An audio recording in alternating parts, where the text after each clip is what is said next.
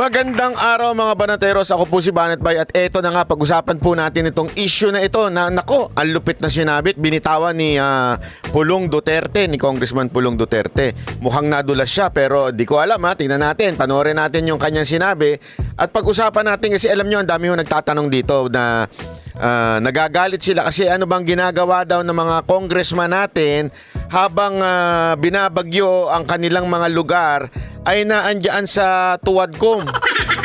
Yung Quadcom, alam nyo yun. Diba? Grabe kagabi habang bumabagyo ay inabot po ata hanggang madaling araw yung kasi nanonood ako, hindi ko na nga natapos Mga alauna na, hindi pa tapos. Nagsimula ng sobrang aga, tanghali, tapos mga alauna na ng madaling araw, wala pa. Ang dami na nga nagko-komento doon, sinasabing, hoy, magtrabaho naman kayo. Puntahan nyo naman yung mga lugar ninyo. Binabaha na. Habang kayong Tuwadcom, nandiyan. Nako, eto naman pala ang dahilan. Eto naman po pala ang dahilan kung bakit di umano naandyan itong mga Tuwadcom na ito. Gusto nyo malaman kung ano dahilan kung bakit naandyan sila? Panoorin muna natin itong interview ni Congressman Paulo Duterte o Pulong Duterte. Pasok. Sir, the President has signified his intention before to attend sa Quadcom. Ikaw bilang pangalan niyang anak, bibigyan niyo po ng payo si Presidente. Even Sasamahan ko nga sana, ayaw niya sa Congress. Oo, ayaw niya So you did not encourage him not to join? So ang tanong ano ho bang balita? Ganito.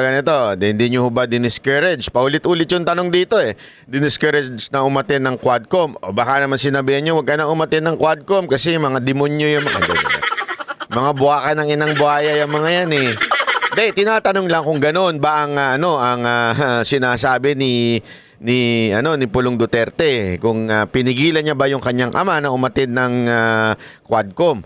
Ito ang sagot. Ay, hindi naman. Bakit naman? Bakit naman daw niya pipigilan yung pag-attend dun sa mga buhaya? Kayang-kaya naman daw ni Pangulong Duterte yan. So kahit sa Senate, sir? Ayan, inuulit pa kahit sa Senate? Sa mga kapatid ko pero hindi namin napag-usapan na i-ano ko siya na huwag pumunta. Sinabi ko pa nga, samahan ko siya. Sabi pa nga daw niya ay sasamahan pa daw siya doon sa mga buhaya. Yan ang sinabi ni Pulong Duterte, ni Congressman Pulong Duterte, ni Paulo Duterte, na sasamahan daw niya. Pero ayaw daw talaga ng kanyang ama. So you know why? Bakit okay lang sa inyo mag-attend si Presidente sa Quadcom? Bakit ganun yung tanong? May I ask you why? Why ayaw gusto ninyong papayag kayong pumunta doon? Ba't hindi tanungin, bakit ayaw ng tatay mo? Para bagang pinipilit nila na sabihin na ayaw ba talaga? Ayaw? Bakit nyo pinilit? Bakit Parang ang dating talagang inaano nila Bakit naman hindi? Yan tuloy, barado siya. Bakit naman hindi? Ang kulit mo paulit-ulit ka. Na nga, sinabi na nga At gusto nga namin siyang umatin pero ayaw niya Hindi. Bakit gusto mo siyang umatin? Di sige, wag na. Di wag na lang. Yun ang ayaw, yun ang gusto mo sagot Walang ganun. Sinabi lang niya na bakit naman hindi? Ano bang problema? Kayang-kayang sagutin ni Pangulong Duterte yan. Ganyang atapang talaga Diba? Ano bang masama kung pumunta siya doon? Ano ba daw masama kung pumunta siya? Grabe. Sir, pero ano reaction niyo na yung Quadcom patuloy na inimbestigahan yung supposed drug? Ano daw ba reaction nyo na patuloy ang investigasyon ng Tuwadcom? Ito, tanong Ito, pakinggan niyo yung sagot at obserbahan nyo si Paulo Duterte. War reward system dun sa tatay niyo po. Gusto niyo malaman kung magkano sila per hearing? Ako! Ayan ang binitawan niya. Gusto niyo malaman kung magkano sila per hearing? Tapos medyo kabig siya. Pero yan ang sinasabi, magkano sila per hearing? Ang yan niya. Ayaw ko na lang magsalita, pero balita ko, makakabili ka ng Rolex. Gago! Anak kayo ng wewe, ha? Kaya naman pala, kahit binabagyo, tuloy-tuloy ang hearing.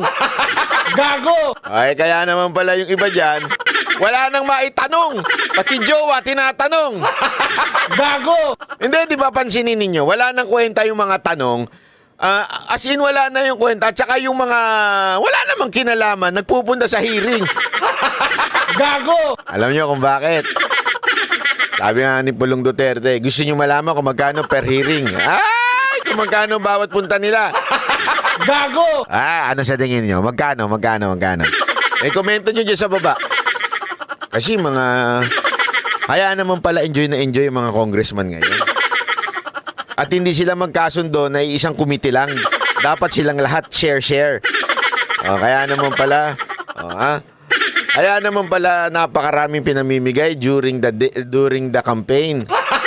Gago! Alam nyo na mga kababayan, ang nakakalungkot dito, pera ng taong bayan yan. Naku po, patay tayo. Oo, sabihin mo naman ko. Wag na, joke lang. Wag na, joke lang yun. Ay, ikaw talaga. Alata ka nun, ikaw talaga. Obvious naman yung mga birada mo. Ay, nadali tuloy, no? Di ba? Ano sa tingin ninyo, mga kababayan? Gusto ko lang malaman, ha? Ito, tanong lang naman ito. Gusto ko lang malaman. Sa tingin nyo ba nagjo-joke si Sir Pulong o si Congressman Pulong o siya po ay totoo po yung kanyang sinasabi? Kayo po magsabi. Ano sa tingin ninyo? Totoo o hindi ang kanyang sinasabi na may bayad ang bawat congressman pagka merong hearing? Gago! Ay, nako naman, sobra ka naman, Banat Bay. Hindi totoo. Ulitin natin yung bahagya na yan, ha? Ito. Pasok. Gusto nyo malaman kung magkano sila per hearing? Ay! Magkano ba? Oo, sabihin mo naman ko. Wag na, joke lang.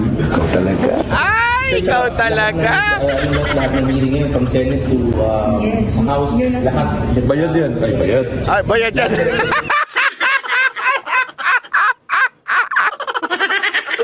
Bayad pala naman kayo Anak kayong tutsang kalabaw. As in sabi niyo, di ba joke? Tapos biglang, bayad dyan. Ikaw talaga, Sir Pulo. Masyado mo naman binoboking yung mga kasamahan mo. Kaya naman pala kahit binabagyo, inaabot na madaling araw ang kada oras ba ang dyan? Hindi, ano sa tingin ninyo? Baka nga hindi arawan niya kada oras bawat isang isang oras kang tumagal. Bawat kada oras ito, bayad yan. Gago! Ay, naku naman, mga kababayan. Ulitin natin, tingnan ninyo. Play. Gusto nyo malaman kung magkano sila per hearing? Gusto nyo malaman? Seryoso naman siya, joke ba yan? Ang problema, walang Ito kung bakit yan nasabing bayad dyan, wala kasi nag-follow up talaga, magkano? Sige na, sabihin mo na magkano, walang ganun Oo, sabihin mo naman ko. Wag na, joke lang. Sir, tsaka lahat ng hearing ngayon, from Senate to House, lahat. Bayad yan. Ay, bayad. Bayad yan! Ikaw talaga.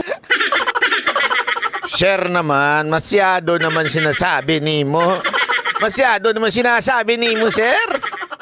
Grabe, bayad yan. Ngayon, mga kababayan, malinaw na ho dito sa sinasabi ni Pulong Duterte. Although, sabi nga niya, joke yan. But again, sabi nga nila, joke is half-meant truth. Di ba? Kaya naman pala, inaabot na madaling araw, kahit kalagitnaan ng bagyo, nagtsatsaga sila. Kasi tayo naman, huwag naman tayo magaguhan. Yung mga congressman na yan, magtsatsaga ba yan hanggang madaling araw? Para lang, alam mo, eto walang biro. Pag pinanood ninyo yung hearing na yon, matatawa kayo kasi kahit yung mga simpleng tanong, tinatanong pa. Para namang pantanga yan tanong mo.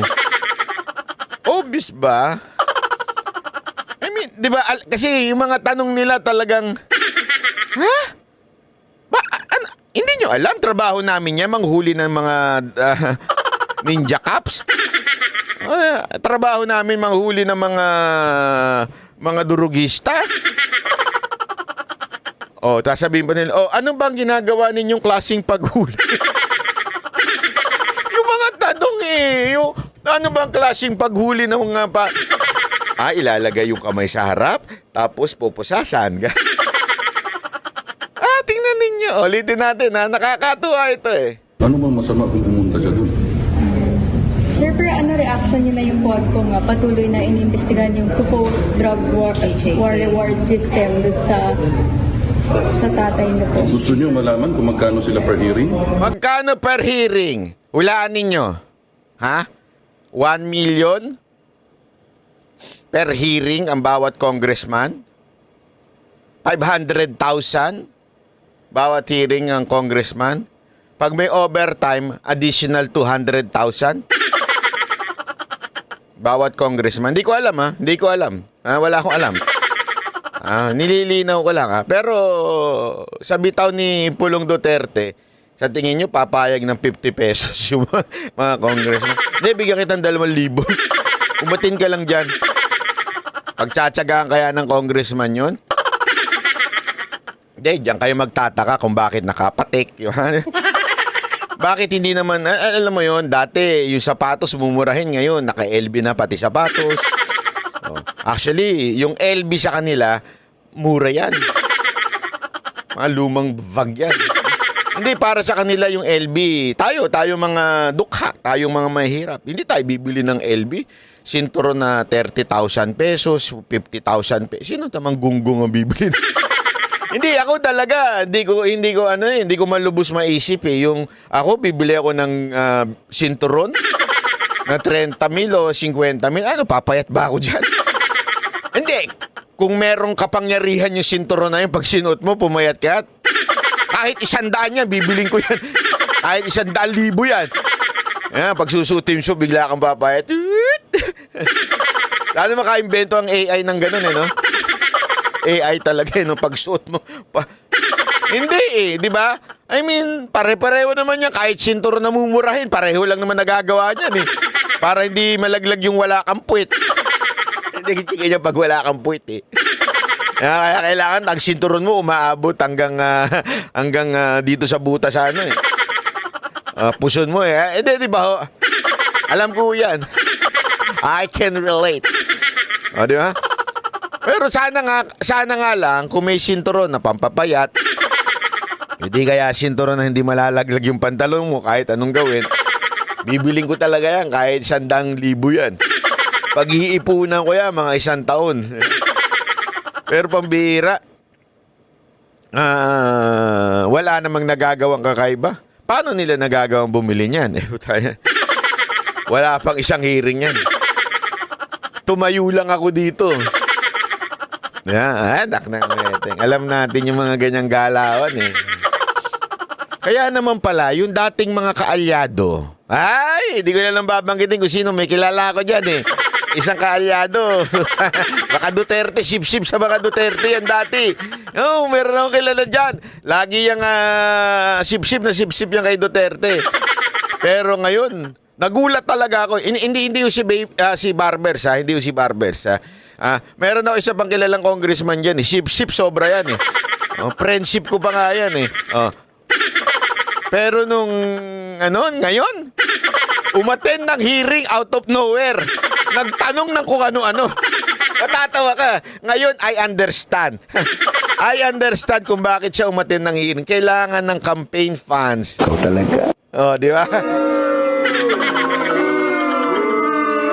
So, alam nyo na mga kababayan kung bakit ganyan yung mga yan. Kung bakit sila uma-attend, di ba? Alam na po natin. Nako, pambira. Pambirang buhay ere, oo. Kaya naman pala ubus pera. Ubus pera pala dyan eh. Magkano ba? Magkano, sir? Oo, sabihin mo naman ko. Sabihin mo. Wag na, joke lang. Sir, tsaka lahat ng lahat ng hearing ngayon from Senate to Yes. House, Yun ang- lahat. Bayad yan. Ay, bayad. Hindi talaga siya na ano eh. Kasi sinabi niya, bawiin ko na nga lang. Joke yan. Pati yung mga Senate hearing ngayon, bayad yan. Lahat directed sir sa Duterte. Ano masabi niyo sa ganitong sitwasyon? Tingnan niya. Pero yung media, parang hindi pinapansin. Ito lang sa SMNI. Oh. Tingnan ninyo ha. Siyempre, hindi naman masyadong maano yan. Pero itong mga ibang media, tuloy-tuloy yung tanong, hindi man lang inulit. Hindi kasi kaya hindi nagsalita itong taga-SMNI kasi pagkakataon na po ng sabihin, time na ho nung mga ibang media magtanong, kaya hindi na ho siya humihirit dyan. Parang balag niyo kayo ngayon, sir. Siguro yun yung definition ng trabaho nila. To investigate the Dutertes. Yan siguro na ang mandato sa kanila. So okay lang. Ayan. Ako sa tingin ko, kaya hindi siya nag-iingat si Pulong kasi siyempre, congressman din siya, pwede ho siyang ma-ethics dyan. At pwede siyang tanggalin. It will not benefit yung pag-stay niya. Ibig sabihin, mas lalo sila malalagay sa dehado. Hindi niya masasamahan yung ama niya just in case they decided to go. Kaya yung lang niya, pitik lang ika nga. Pitik lang, hindi ho talaga sinagad-sagad ni Pulong yung kanyang binitawan. Kasi baka mamaya siya naman ang tirahin dyan at lalo lang mabulilyaso yung kanilang pag-stay dyan.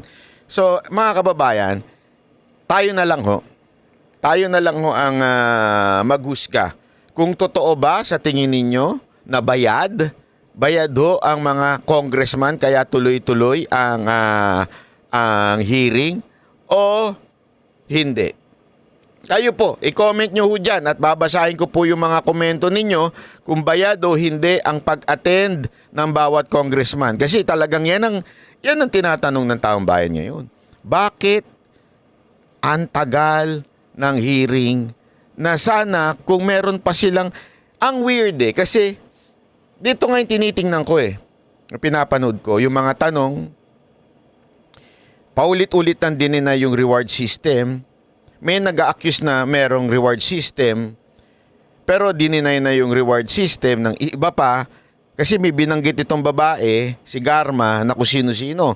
Pero yung mga binanggit niya, dininay naman. Diba? So, hindi ko maintindihan, ano pa ang hinahanap nila? At sabi nga ni Marcoleta, diba? Sabi ni Congressman Marcoleta, wala namang batas. Supposedly, kaya ka nga dapat gumawa niyang ganyang quadcom na yan, is in aid of legislation. Anong ibig sabihin ng in aid of legislation? Para makagawa sila ng batas. Yun po ang dahilan kung bakit nagkakaroon ng pagdinig. As a matter of fact, hindi nga ho tinatawag na accuse yung mga iniimbitahan. They were called to be a resource person. Ibig sabihin, kaya ka resource person, may alam ka sa mga pangyayari patungkol sa batas na nais naming gawin. Kaya nga, dapat nakaangkla ito sa batas. Ika nga. Ang problema, wala ngang batas. Pag tinanong mo yung Quadcom, ano ba ang gusto ninyo? Meron ba kayong proposed law? Kaya kayo nag-i-hearing? Wala, sabi ni Marcoleta. So walang dahilan para mag-hearing sila. Bakit tuloy-tuloy ang hearing? Alam nyo mga kababayan, ang tagal ko nang tinatanong to Kasi, what's wrong? Sabihin na natin na even if they deny it, what's wrong with having a reward doon sa mga pulis na sabihin na natin naging successful ang kanilang operasyon against drugs? Diba po? So, ibig sabihin, anong mali dun? Diba ho? Sandali. In the first place, tanong muna natin sa mga sarili natin. Kalaban ba ang addict? Kalaban po ba ang mga drug pusher? O kung ayaw niyo yung addict, kasi sinasabi nung iba, yung addict, biktima lang yan Putang inang big... Ay, sorry. Napamura na naman ako. Iniiwasan ko. Hindi kasi alam nyo, yung bang sinasabing biktima lang yan, ano to, isinaksak sa ilong mo? Di, oo, ito, magdroga ka. Kaya biktima siya? Pinilit siya magdroga? Hindi. Kaya wag natin sabihin, biktima lang yan. Pinili mo. Eh hindi kasi marami siyang problema. Ulul. Lahat tayo may problema. Lahat tayo may pinagdadaanan. Lahat tayo mahirap ang problema. Huwag nating sabihin na hindi, laki kasi ng problema nito kaya mag-drugs na lang. Gunggong ka. Ang dami pa dyan, mas maraming may problema, ika nga. Hindi naman nagdroga. Tapos ikaw sasabihin mo, hindi, biktima lang ako. Hindi, sa totoo lang ha, hindi kasi ako naniniwala na ang isang adik ay biktima lang. Pinili mo yan at inulit-ulit mo pa yan. Kaya nga adik eh. 'Di ba? Iba yung gumamit sa adik. Ang adik, kaya nga anong ibig sabihin ng adik? Paulit-ulit. Adik ka na, gusto mo na 'yon, 'di ba? Adik ka sa pagkain, o. Adik ka sa sweets. Ibig sabihin nun, kain ka ng kain ng sweets. O kaya adik ka sa kape, o 'di ba? Hindi ka nang hindi nagkakape. Eh kasi nga, yun nga yung adik. So kung adik ka sa droga, ibig sabihin lang nun, inulit-ulit mo. So hindi ka biktima. Oh. So, pangalawa, yung pusher. Tinrabaho mo yan. Ginawa mo yan. Ginusto mo yan. Di ba? Pangatlo, drug lord. Pinagkakakitaan mo yan. Kaya nga tanuhin ko kayo eh. In the first place, is there something wrong? Para pugsain ni Duterte etong mga salot sa lipunan na nagdodroga at nagbebenta at namumuno sa droga. Tanuhin ko kayo, bakit tila pinalalabas ng Quadcom na bayani pa, kaya nga may isang witness dun eh, self-confessed drug lord. May bayani pa. Bas bayani pa yun, kesa dun sa mga pulis na yumari doon sa drug lord na yun. Di ba po? Bakit ganun na bayan natin? Akala ko ba galit tayo sa droga? O baka naman humihina ang negosyo nitong mga congressman natin. Di ba po? Hindi ko maintindihan eh. What's the point of this Quadcom? May pinapatay si Duterte ng mga adik? Hindi, eto ha. Akin lang itong pananaw. Akin lamang po ito. Maaring hindi ganito ang inyong pananaw. Pero sa akin, sandali. Ano ngayon kung mamatay? Ano ngayon kung mamatay to mga adik? Alam nyo ba kung ilang pamilya, ilang buhay ang pinerwisyo niya mga yan? Ilang mga pamilya ang sinira niyan? Ilang mga babae, lalaki ang sinira niyan? Tapos sasabihin natin, hindi, kasalanan ng pulis, pinatay niya yung adik. Di ba po? O baka naman sabihin ng iba, kasi they have to have a due process. Alam nyo, wala kasi kayo sa ground. Wala kayo sa ground na walang adik at sasabihin nila susuko at aamin silang adik sila. Hindi, aamin ako, adik ako. Pusher ako. Hanggang kaduluduluhan, itatanggi nila yan. Hanggang kaduluduluhan, lalaban yan. Kasi nga adik, praning na yan eh. Di ba? Hindi pa nga nakakikita ng pulis, praning na eh. Meron sumusunod sa akin, may sumusunod. Makakita pa kaya ng pulis yan? Sa tingin mo nung gagawin yan? Hulihin mo na ako kasi adik ako eh. Adik ako, hulihin mo na ako. Di ba? Gago ba kayo? Definitely lalaban yan. Walang adik na tatanggapin niya, adik ako eh. Hindi, adik ako la. Dali mo na ako sa presinto. Mabulok ako sa kulungan. Definitely lalaban yan. Lalaban yan hanggang sa kaduluduluhan ng buhay. Ang prinsipyo nga ng adik hindi ako papahuli ng buhay. So naturalmente, sabi nga ni Pangulong Duterte, at paulit-ulit naman niyang sinasabi yan, that's why I really do not understand before why may Quadcom. Paulit-ulit naman niya sinasabi before na ang mga adik, pag lumaban yan, wag na wag kayong papatay. Di ba lagi niya sinasabi, unahan nyo na. And that is part of our law. That is legal. I-neutralize nyo na bago pa kayo patayin. Eh, may mga bit-bit na mga ice pick yan eh. May mga bit-bit po yan. Talagang papalago yan. Di ba ho? So, ito ang tanong natin na paulit-ulit. Bakit hindi nila tantanan yan? Alam nyo kung bakit? Sinagot na ni Congressman Pulong Duterte at sinasabi niyang, bayad. Ikaw talaga. Oh. Alam niyo na kung bakit tuloy-tuloy. Kasi ako, mas gugustuhin ko pa sana kung ang pagdinig, it's not about dun sa reward o pagpatay or whatsoever. Bakit hindi kayo magdinig kung paano mapipigilan ang mga adik sa bansa natin? Kung paano mapipigilan ang mga drug lord? Yan! Pwede niyo magkaroon ng in aid of legislation para madagdagan yung batas na makakatulong pugsain ang mga adik o kaya mag-push kayo ng death penalty. Di ba? Mga ganun ba eksena? Instead of, paano ba natin matitigil si Duterte? Paano ba natin madidiin si Duterte? O tapos, idamay na natin si Senator Bongo at saka si Bato. Hindi, kasi alam nyo, lagi na lang kailangan idikit. Tapos ito pa, iaano nila sa dulo, na inutos, tinatawagan ako ni Senator Bongo tungkol sa mga, meron silang isang dinidiin dyan, yung taga Davao na pulis na, tumatawag. So, tumatawag sa'yo si Bongo. Abay, gago, syempre. Sino bang sap nun? Parang dinidiin nila na, malakas ka kay Bongo, kaya siya tumatawag sa'yo? Na, oo. So si Bongo tumatawag sa'yo talaga, nakakausap mo?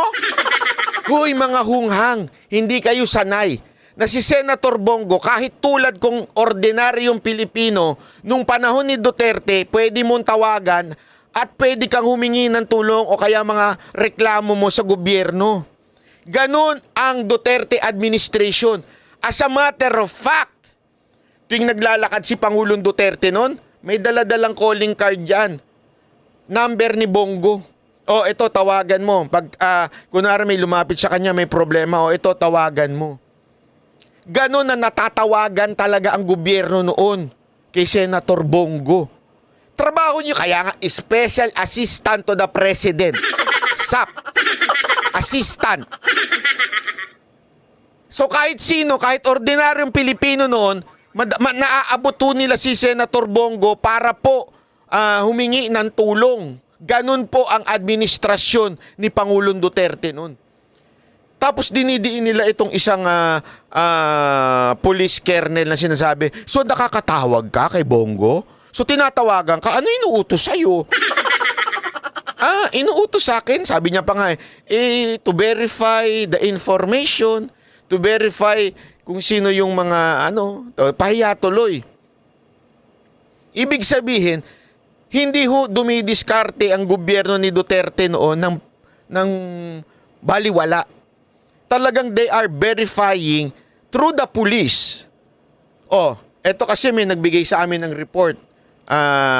Drug lord daw sa ganitong lugar.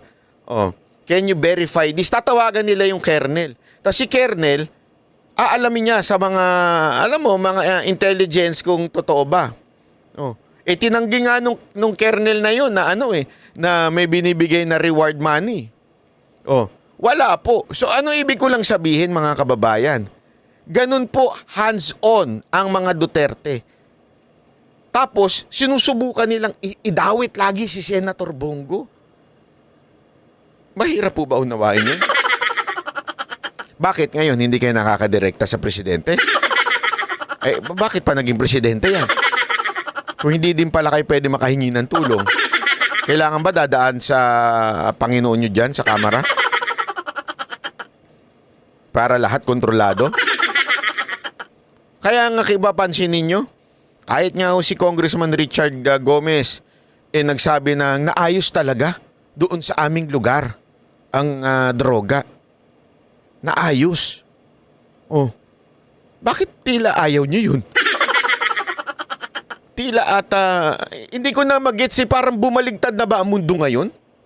Nakakampihan na natin ang mga adik? Kakampihan na natin ang mga drug pusher? Kakampihan na natin ang mga drug lord? Sila na mabuti ngayon at masama si Duterte? Hindi ko mag-gets yun. Saan nyo nakuha yun? Saang angulo nyo nakita yun? Hindi. Kasi Banat Bay, anong sabi ni Pulong Duterte? Bayad. Ayun. Ikaw talaga. Bayad po kasi. Di umano. Oh, di ba? Bawat hearing.